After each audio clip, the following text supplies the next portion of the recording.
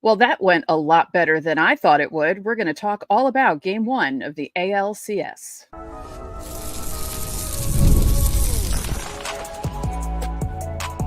You are Locked On Yankees, your daily New York Yankees podcast. Part of the Locked On Podcast Network, your team every day. Welcome to Locked On Yankees, which is part of the Locked On Podcast Network, your team every day. Thank you for making us your first listen every day. I'm one of your hosts, Stacey Gotsoulias. Today's episode is brought to you by Game Time. Download the Game Time app, create an account, and use code LOCKEDONMLB for $20 off your first purchase. With me, as usual, my co-host, Brian McKeon. Brian, good first game? Stacey, solid start. Solid start to an ALCS, yes. Before we get started, don't forget, subscribe to the podcast on whichever podcasting platform you prefer. Subscribe to our channel on YouTube, like our videos, hit the bell so you're notified when those videos go live, leave comments, do all that good stuff. Today's show, obviously, we're just going to talk about Game 1 for the most part. We'll also preview Game 2, but let's start with the performance by Carlos Rodón, because what a difference between his start against the Royals and his start against Cleveland. Yeah, this might come across as a hot take, and I don't think it is. I vehemently disagree with you. I don't think it's a stark difference of a start, because, and I'm not saying this against you, I'm saying this against all of Yankee Nation. If you watched Game 2 of the ALDS, Carlos Rodón looked as good in Game 2 of the ALDS. It was the hiccup and the bad inning in the fourth inning. If you take his first 3 innings of that start in the ALDS, he was as electric, if not more electric, than he was in this game. He's been incredible in both games. I know you were watching the game. It wasn't a slight towards you, which is a slight towards Yankee Nation, because Twitter was all over. Can Rodón redeem himself? And in reality, it was a really bad fourth inning in the ALDS. But the first 3 innings, he was as good as he's ever looked. And I think in this game, he was also as good as he's ever looked in the Yankee uniform, except this one was the best he's ever looked in the Yankee uniform, because he went the full 6 innings and really was unbelievable. I mean, the location was incredible. The strikeouts were incredible. The getting out of bad situations was incredible. He looked every bit of the $30 million you want Carlos Rodón to look like. And I mean, this game's just built all on pitching. It was incredible. Yeah. His only blemish was the solo home run by Rocchio. Other than that, 25 swings and misses for Rodón, which is the most by a Yankees pitcher in a postseason game under pitch tracking. So that's since 2008. Wow. And they've been in a lot of postseason games since then. So he kept a lot of those guys off balance. They were swinging at things they shouldn't have been swinging at, but they were like that throughout the whole game. And other Yankee pitchers made them look silly throughout the whole night. Very swing happy. Yeah. It was just really good to see that. Yes, he just had that blemish in the 1 inning, but that really wasn't a great look for him in that game, where he let something get away from him and he let his emotions get the best of him. And this time he didn't do that. He just came in, he pitched. Austin Wells called a great game. Give him credit. I know he's not doing much at the plate, but he's doing a really good job with the pitchers. And that's why they're keeping him in there, because he's calling really good stuff for everyone. He had an opportunity, Rodón, too, after the home run. There was traffic on the bases. He had an opportunity to let it go there too. Right. And I think it's a hidden storyline that won't be talked about a lot, but the fact that he was able to buckle down and get out of that inning is also really big. Yep. Most whiffs in a postseason game since 2009. So with the 25, Cole had 23 against Cleveland in 2020. CC had 22 swings and misses, or whiffs in 2009 against Minnesota. Tanaka in October of 2017 against Cleveland, and Cole also. So that's funny. Out of those 5 games, 4 of them were against Cleveland in different postseasons, because the Yankees have played them in a lot of postseasons. Yeah. Crazy. Again, very different Cleveland team, though. This is a very different Cleveland team than they've seen before. Not a lot that you can really be upset about, especially pitching-wise out of the Yankees. I mean, they were utterly dominant in this game. I mean, again, this is as good as Rodon's ever looked in the Yankee uniform. Yep. Game was the weather was weird. The wind was whipping all over the place, and guys look cold. Some of them were wearing those little mock turtlenecks because their bodies couldn't take the cold. Can I ask before we get into the hitting, how do those turtlenecks make you feel? Oh, well, I personally can't wear stuff like that because I'm neurodivergent and I can't have things on my neck because it makes me feel. Ugh. No, I'm saying seeing a baseball player wear them with the MLB logo on the neck. Oh, I didn't even notice the logo. How did I not notice the logo? It makes me feel nostalgic. It makes it reminds me of watching 90s Yankees highlights of seeing like Bernie Williams wear the turtleneck with the I was thinking of Tino Martinez with one on. Yeah, it's such an old school look. And they brought it back this year because Yankee players haven't worn this in years past. No. But Judge was wearing it. Like, I love the look. It is such a cool look. That's so weird. I think some guys overdo it with the weather because it was in the 50s. And the guys are Jazz Chisholm. The wind, it was really windy. When it's 50s, Jazz Chisholm was dressed like it was below 10 degrees outside. Yeah, but that's I mean, like some guys go over the top, but that look is such a nostalgic look to me. Yeah, that's funny. I'm literally picturing Tino Martinez right now. That's so funny. Yeah. First inning, they didn't get anything going. Glaber and Soto get on. Judge gets screwed by strike 2, then ends up striking out. Estabrook did not have a good game behind the plate. Not at all. He was horrible, like just absolutely awful. And he helped the Yankees out with some calls too. Yeah. But there were so many calls against Yankee hitters that I'll say this my whole life, and I vehemently, this is the way I've always felt. I don't care if he calls the low strike. I don't care if he calls the outside strike, the high strike. Those don't bother me. What I care about is consistency behind the plate. Right. If you're calling the low strike all game, the judge strike 2 did bother me because that was way off the plate. Yeah. The strike 3, you could call it a strike or not. It was debatable. I'll give him that. It was debatable. My problem is he didn't stay consistent with that call all night. No. So I don't get mad at it originally in the first inning because I don't know what his zone's going to look like. Fine. What I get mad at is in the third inning when that's called a ball. What I get mad at is in the next inning when that same pitch is thrown, it's not called. Jazz took a pitch later on, I believe 2 innings later, that was a ball that was the exact same pitch, and it was called a ball. Yeah, that's what annoys me. The inconsistency is what bothers me, not the right or the wrong call. Because we can all the pitching box is subjective as it is. We know that. It's when it's consistent, I can live with it. When it's inconsistent is what really, really bugs me. Well, what bothers me is if a catcher is moving his hand up like this, don't call it. Yeah. Just don't call it. The only worst officiating that was that was had, and believe it or not, which is crazy to think about, that wasn't the worst officiating done in New York today. Oh no, the Jets-Bills game was pretty atrocious from what I heard. Yeah. Yeah, it was the most penalties thrown, the most accepted penalties in NFL history.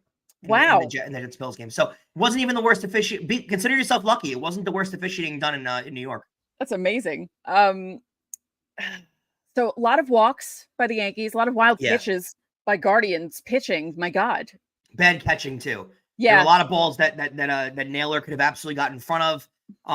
Bad catching, definitely really bad calls.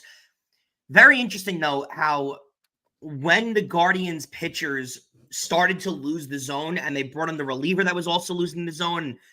Very interesting how they kept calling balls in the dirt. I know you're going for the strikeout and I get that. Yeah. And the Yankees aren't very susceptible. The Yankees do more often than not strike out on balls that are in the dirt and out of the zone, not really on the high strike that the Yankees tend to get most of their strikeouts on.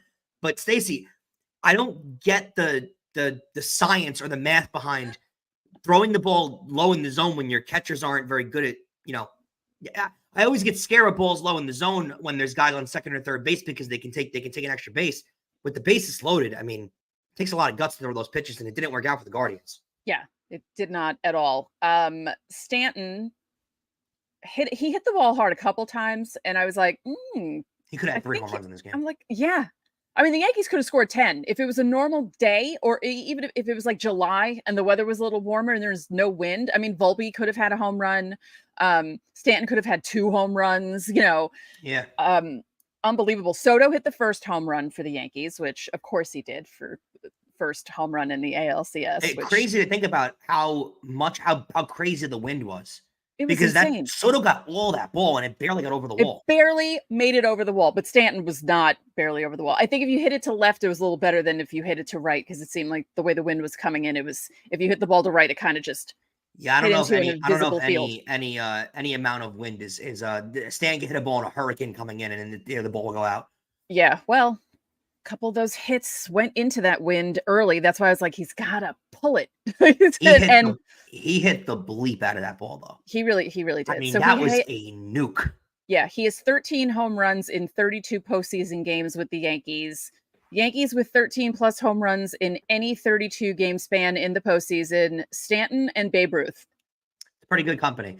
I will say this, and I think we'll get into this more in the offseason for sure. Stanton deserves a lot less boos and a lot less criticism than he ever gets with the Yankees, because Stacey, I mean, talk about a consistent playoff performer. There's been no one better than him. Yep.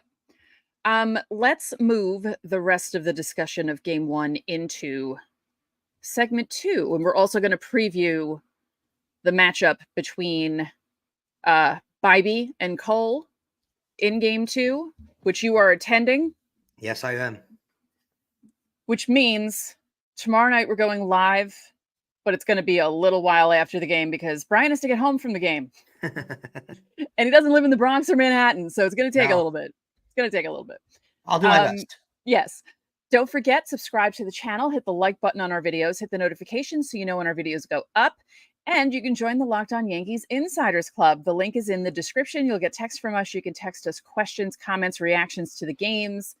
I sent out the lineup, got some interesting responses from some people on that. And we send you roster moves, breaking news, so you don't have to check social media. There's a 14-day free trial. All right, coming up next, more discussion about game 1 and previewing game 2.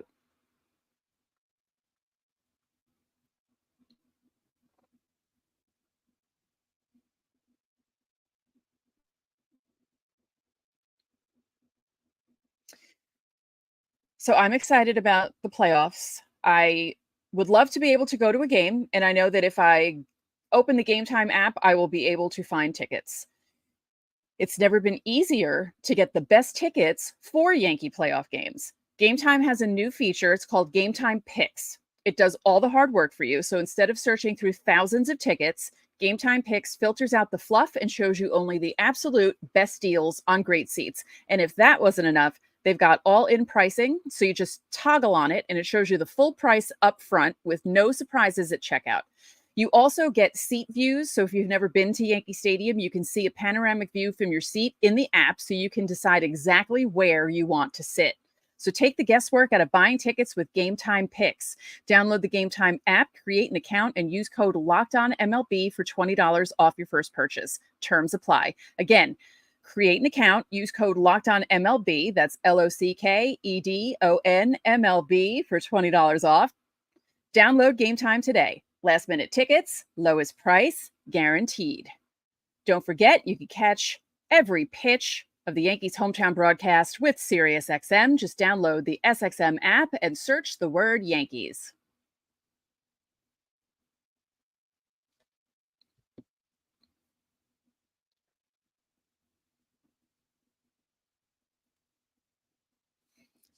I thought I put you back in there.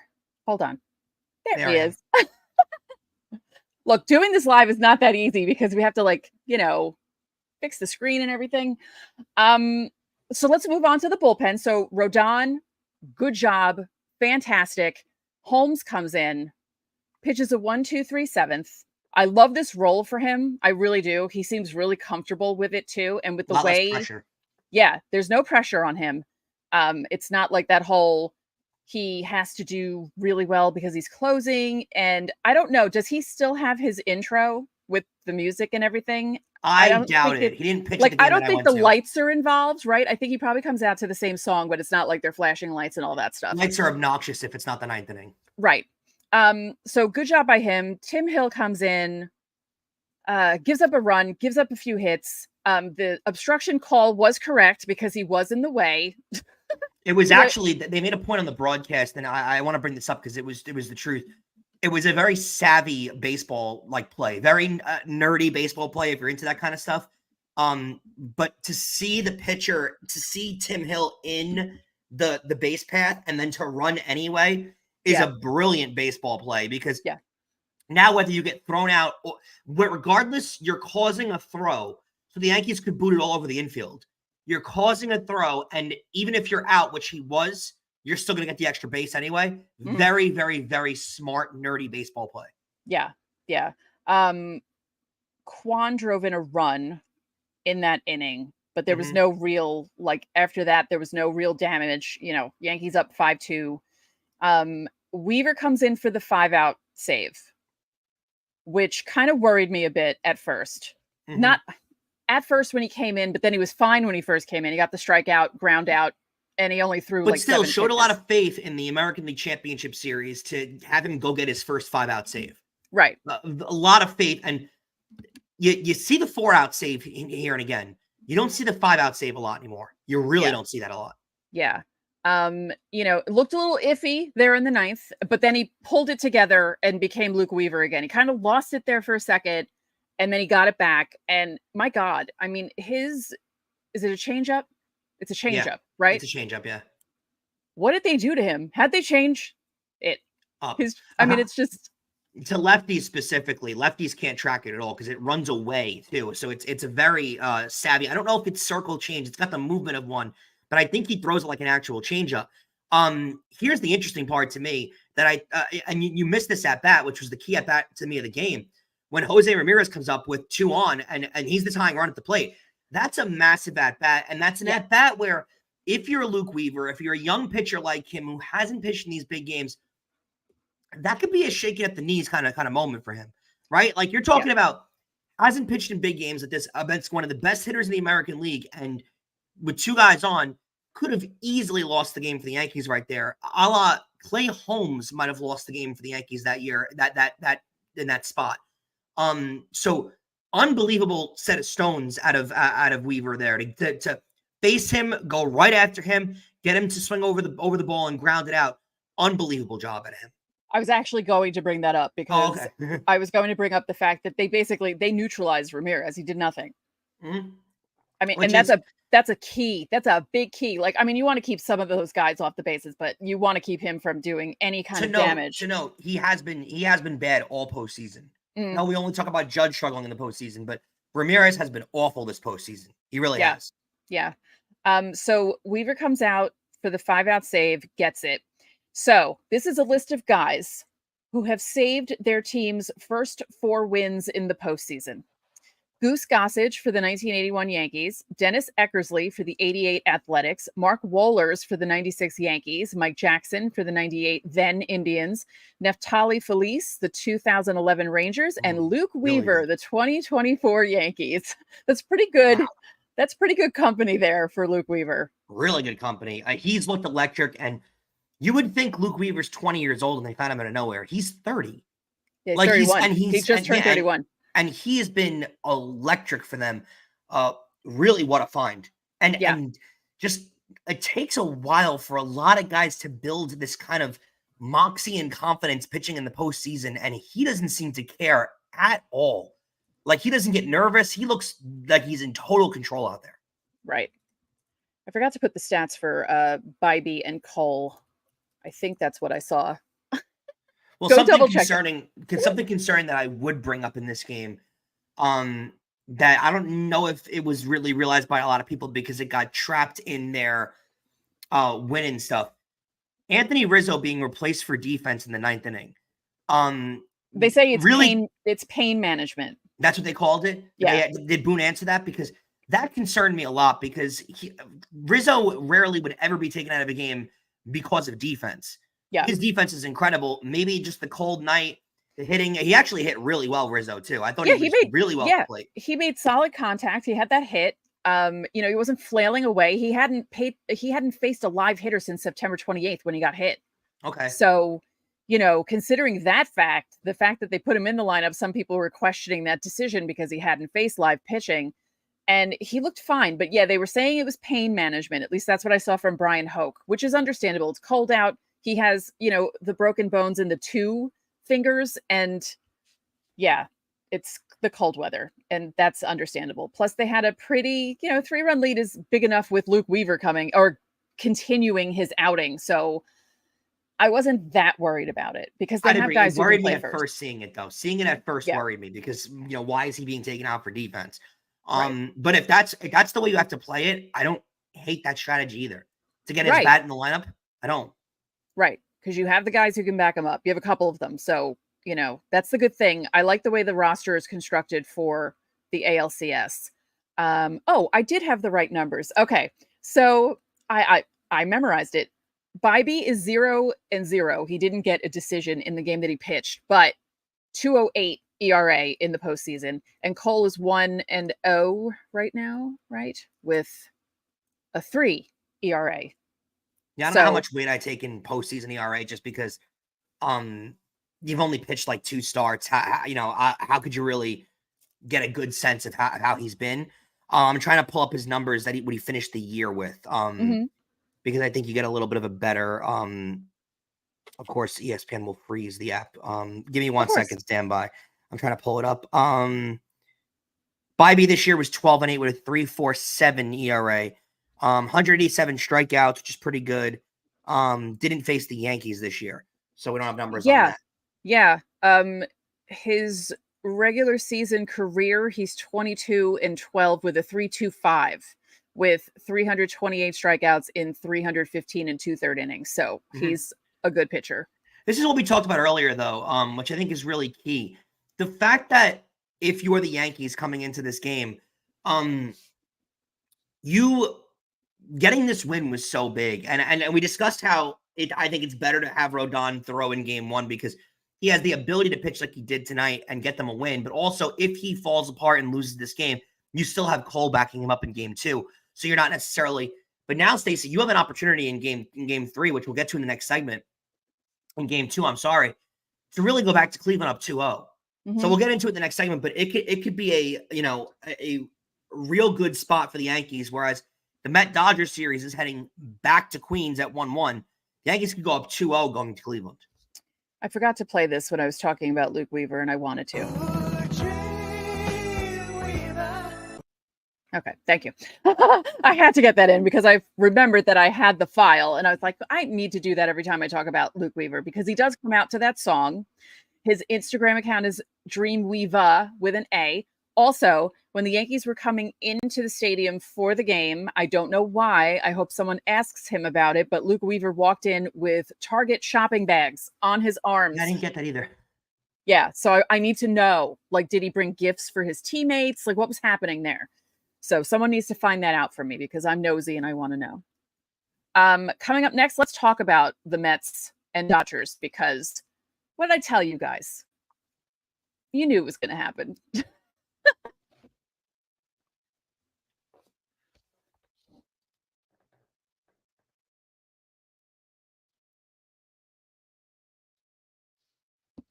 Hey, NFL fans, you can start this season off with a big return on FanDuel. It's America's #1 sports book.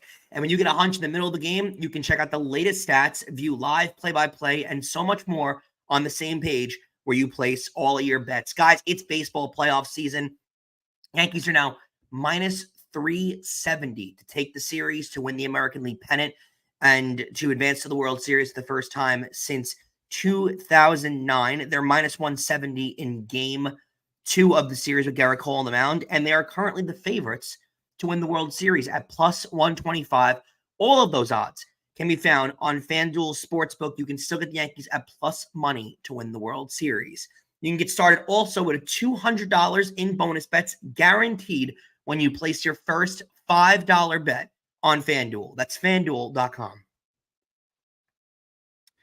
And remember that you can catch every pitch of the Yankees' hometown broadcast with SiriusXM. You just got to download the SXM app and search the word Yankees.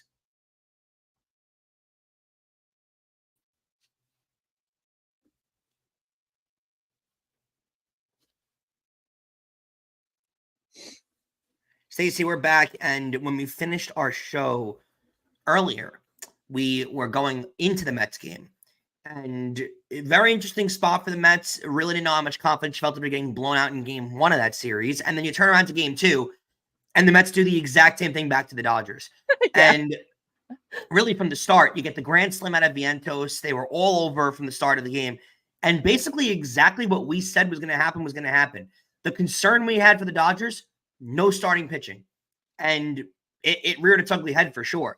They went with a bullpen game, and, former Red Sox great Ryan Brazier was not able to help them out, not able to get through the first inning. The Mets jumped on him real quick, and now going back to Queens 1-1 after both of these games were the Mets' final score was 7-3, but it was a lot more of a blowout than it sounds like.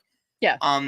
Really going back now to Queens at 1-1, that series feels way more competitive than it did after game 1.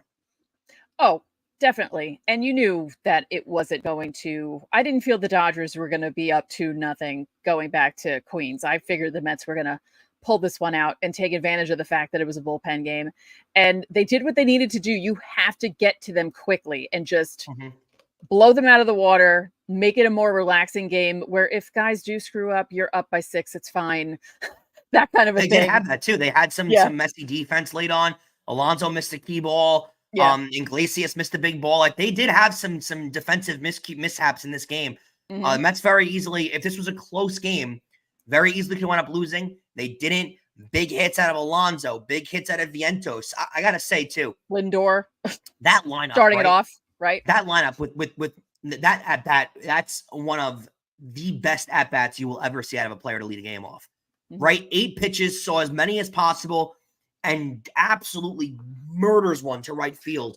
And I will say this too: if you saw that at bat, Lindor comes back when he touches home plate, has a long conversation with Vientos and has his hand over his mouth, then gets into the dugout. Before gets into the dugout, has a conversation with Nimmo on deck, again with his mouth over, then has a conversation with Alonso in the dugout with his hand over his. Brazier was tipping his pitches. And Lindor knew that. And that 8-pitch at bat taught him that. And that, unlike a certain team in Texas in 2017, is completely legal. Completely legal. If you're tipping your pitches and they know what's coming, that's gamesmanship. And that's been a part of baseball. This is the difference that we've been talking about, though. Or like stealing signs from second, because if the catcher isn't doing a good job of, This is what the stir of the conversation, if you've been following me previous to Locked On Yankees, the stir of the conversation has been with me since literally this whole scandal with the Astros came about. Nobody was ever saying with that stealing signs was illegal or tipping or figuring out a pitch tip is illegal. No one ever had a problem with that. It's directly cheating that's illegal in the sport. So that's I saw a couple of things online where I guess it was salty Houston fans or whatever it was. Of course. But complaining, like showing the screenshot of Lindor with his hand over his, look, see, they're figuring out that Brazier has a tip and they're cheating. That's not cheating. No, that's not how that works. They're not banging trash cans to signal people that pitches are coming in. That's been a part of the sport for decades, and will continue to be a part of the sport for decades. Don't tip pitches. And Brazier's been doing that for a while. Brazier's been tipping pitches for a long time. But I just wanted to bring it up because it was very curious to me that I saw people on social media going at the door, and like that's of course part of the game. That's completely legal. Yeah, of course. I like that they're coming back 1-1. I hope they go 7, just because I do, and I don't want the Yankees to go 7. So, how about Sean Manaea? What? Right? What? How did he become this pitcher? No, honestly, where did this come from? Because he's suddenly like this unhittable. It's not like he's been around a long time, and it's not like he was terrible, but he was nothing like this. What did they do to him? How did this happen? Well, they were talking about on the broadcast, what I think is crazy is how much of Chris Sale he's been trying to change his delivery to, where he's coming at more of a sidearm angle than he used to prior. Which I guess what Sale gets out of it is the late release, right? Guys see the ball a little later when he comes out of it sidearm, and the movement looks a lot different. And that's what Manaea, apparently he studied Chris Sale, and he's developed his new delivery a little closer to Chris Sale. And boy, has it worked, because he's been electric really since the end of last year. He's been great with the Giants when he came out of the bullpen, but he's been on another planet since the playoffs have started for the Mets. All their starting pitching really has been great. Yeah, yeah, they turned on a switch and, as hot as they were coming in because we've spoken about it many times. If you look at the last 100 games leading into the postseason, the Mets were so much better than the Phillies because the Oh yeah. Phillies were lucky to have that hot start and then they just really were middling. I don't know how much of it again was the Phillies just being bored, but I mean that's not an excuse anyway. It felt like that to me, but I mean it has just been a remarkable run for the Mets. And again, there's a lot of people that sat there after game one that really thought with the way that game went, with the way that the Mets got blown out in that game, that this could really fall apart really quickly, and they could. That's not remotely what happened. I mean, the Mets just what a response out of them really is the way to put it. Because I mean, Stacey, I mean, we didn't think that would happen. Neither of us did. But if you look at it this way, there are plenty of teams we've watched in the postseason that could lose a game like that and just roll over and die. Right. That's not what happened. I mean, the Mets. But that's not the Mets. No, it hasn't been the Mets all year, really. Yeah. But, they put their foot down. And we did say, going back to Queens, I mean, you don't ideally want to go back down 2-0. But if they went back to Queens down 2-0, it wasn't necessarily the end of the world. No. Like they could have easily survived that. But now going back 1-1, Stacey, if they, we talked about this in, all years, but if they go back to Queens and just take 2 out of 3 of those games, they need to win 1 game in LA and the series is over. Yeah. So, they put themselves in a really good position going back home. So, Mets are 1-1. The Yankees and Guardians are the game tomorrow because obviously the Mets and Dodgers will be off. Tomorrow's temperature will be a little chillier. It'll be deeper into the 40s, so more like mid 40s. So bundle up. Oh, I can't wait. I love that. I love nothing more than that. Honestly, that's what playoff baseball should feel like. It should be cold out. Yeah. Game 2 against the Angels in the ALCS in 2009, it was cold and damp. Oh, that was cold. Yeah. Yeah. And luckily I wasn't in the dampness. I was all the way in the back row of the 200 section. So I was underneath everything, but I was still great area cold. to sit, by the way. Oh, the 200 level is my favorite level at Yankee Stadium. I was basically like the Stay Puft Marshmallow Man from Ghostbusters. I could hardly put my arms down because I had so many layers on because I knew I was going to be cold. I had tights under my jeans and I was completely prepared for the cold weather. But I don't know if I'll go Yankee hoodie or jersey. I usually go jersey at the game, but I might go hoodie. Don't wear what you wore last game week. 2. Smart. Yeah. I agree. I wore a Gerrit Cole jersey to that game, but Cole is pitching. I'd be tempted to wear my Cole jersey because he's pitching in the game. I'll go hoodie. I wouldn't be afraid to wear the Cole jersey because he's fine now. He's pitched on regular rest a couple of times, and I think you'll be okay with the Cole jersey. But maybe change up like the pants and the shoes and stuff like that. Like don't wear the same pair of jeans or whatever. Yeah. Look, we'll change it up for sure. I think I'm going to go hoodie, actually. Hoodie's a good vibe for a playoff game. Let's look at the comments before we sign off. What do you guys wear to Yankee games when you go? And because they showed 2 guys sitting in the rich seats, and they obviously bought sweatshirts at the stadium together because there's no way that these 2 guys showed up with the same sweatshirt on. There's no way. It was a cream color sweatshirt with the Yankee logo off to the side here. Mm-hmm. And I'm like, no, they sell that at the stadium. These guys were cold and they didn't dress warm enough. And because there's no way that 2 guys would be That's a Mitchell and Ness $279 Yankee store hoodie. Yeah. Let's see. Can we discuss, by the way, I don't know if you realized before we pull up another comment. Yeah, I'm not a jersey on. I don't like the look of jersey on top with like enough sweatshirt and hoodie and jacket underneath. I hate that look with the jersey on top of all of it, like you're in the Arctic. No, I don't like that look. I want to say this. You like a sleek look. By watching the broadcast, could you tell that Spike Lee was attending the game? I didn't watch the regular one. I watched the data cast with Mike Petriello, Dexter Fowler, and if you watched the TBS broadcast, really, no, I mean this wholeheartedly, you would not have been able to tell that Spike Lee was at the game. You wouldn't have known. Because here's the thing. I'm only able to tell if someone's at a game if they show them more than 40 times. And I believe they only showed Spike Lee like 38 times. So I really couldn't tell if he was there or not. How many But times did they apparently he show was. Taylor Swift? Only 3 times I counted. Only 3. That was All fine. right. And the only thing that I will say is there I didn't think we discussed this today, but there might be some drama in the Taylor Swift Travis Kelce relationship. And I think Juan Soto might have come if they break up soon and she has a new album in within the next 6 months. Give Juan Soto credit, because when Juan Soto hits the home run, Taylor Swift is going, crazy. She sees it. She's going, oh my God, the home run. And Travis is giving her the side eye because Travis Kelce, born and raised in Cleveland, major Guardians fan. So he's watching this, giving her the side eye, like, are you kidding right now? And I don't think she realized, because she's clapping away because she's not a lifelong Yankee fan. I mean, she should be, if she's a baseball fan, she should be a Phillies fan, because she grew up in the Philadelphia area. So maybe some drama in the Swift Kelce household, because he gave her the side eye, and it was a known story going around. I'm not crying. My eyes are burning. Just discuss among yourselves as I try to get the burningness out of my eyes. So yeah, I think she is crying, guys, because I mean, to Stacey now, love is dead, because Taylor and Travis aren't going to make it. I mean, they might make it. Who knows? But if they don't, give credit to Juan Soto for ending that relationship. Yeah, that was actually funny. I did see that clip. All right, so programming note for tomorrow. As we said, Brian will be at the game, so the show will be later than usual. You'll get a short preview in the show.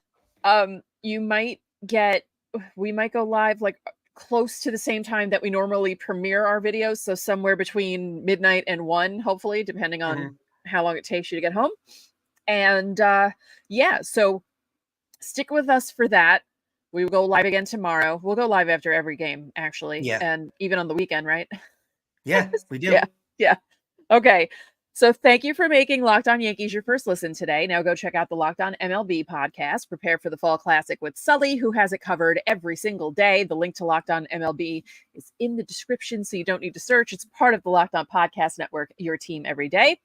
And make sure you check out the Locked On Yankees postcast right here on the Locked On Yankees podcast feed, as well as streaming on the Locked On Sports New York channel. Get rapid reaction to all the biggest moments with the Locked On Yankees postcast.